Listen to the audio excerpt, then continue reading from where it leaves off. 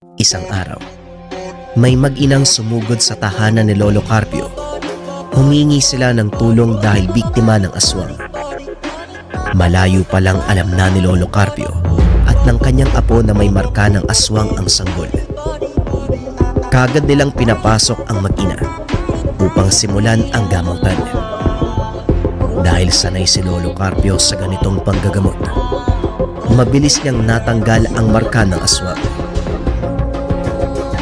Iha, mas mabuti siguro dito na kayo magpalipas ng gabi. Siguradong babalik ang aswang. Nag-iwan siya ng marka sa bata at yon ang gagamitin niya upang matuntun kayo. Dahil sa pangamba, pumayag ang ina na manatili sa bahay ni Lolo Carpio upang magpalipas ng gabi. Tumingin si Lolo Carpio nang makahulugan kay Marco. Napasimangot ang binata na tila ba nainis. Alam niya na meron siyang trabaho mamaya. Pagsapit ng gabi, binantayan nila ang mag-ina. Nasa loob ng kwarto ang tatlo kasama si Lolo Carpio.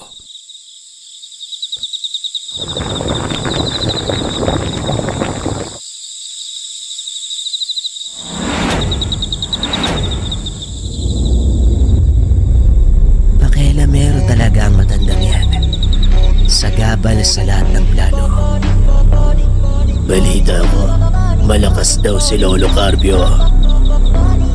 Matanda na yan. Kayang-kaya natin siya. Halika na, pagtulungan natin. Hindi tayo sigurado kung siya lang mag-isa ang nakatira sa tahanan. Baka meron siyang kasama. Sa pagkakaalam ko, dalawa silang nakatira dyan eh. Kasama yung apo niya. Marco ang pangalan. Mga ulupong.